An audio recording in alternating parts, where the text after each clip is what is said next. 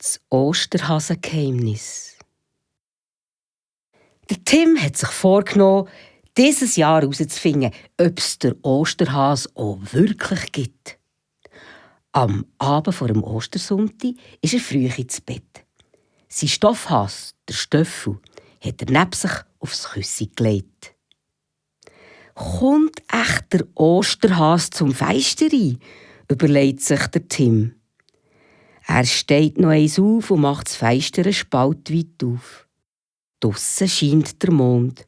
Es ist fast Vollmond und er leuchtet hell. So kann der Osterhas wenigstens seinen Weg gut finden.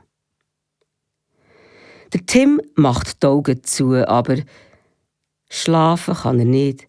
Er ist viel zu aufgeregt. Draussen auf dem Gang hört der Schritt. Aber es sind keine Hasenpfoten, es ist nur sein grosser Bruder, der Tobi.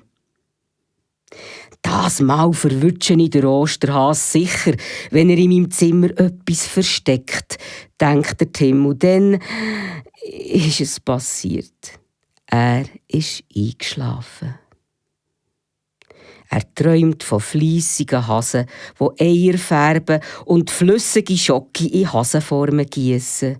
Er sieht, wie sie die feinen Sachen in Körbe verteilen und durch Felder, Wälder und Wiesen Richtung Stadt hoppeln.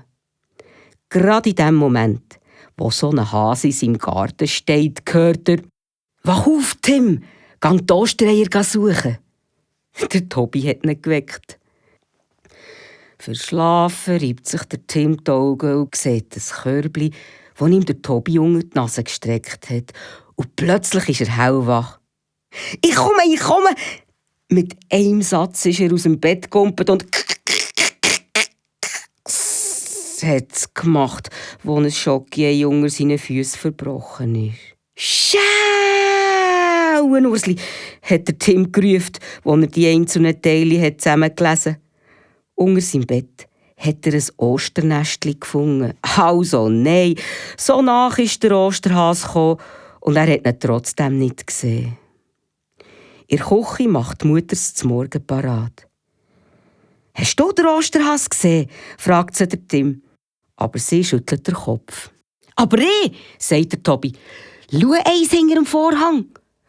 Tatsächlich findet der Tim dort ein Säckchen mit vielen farbigen Zuckereili.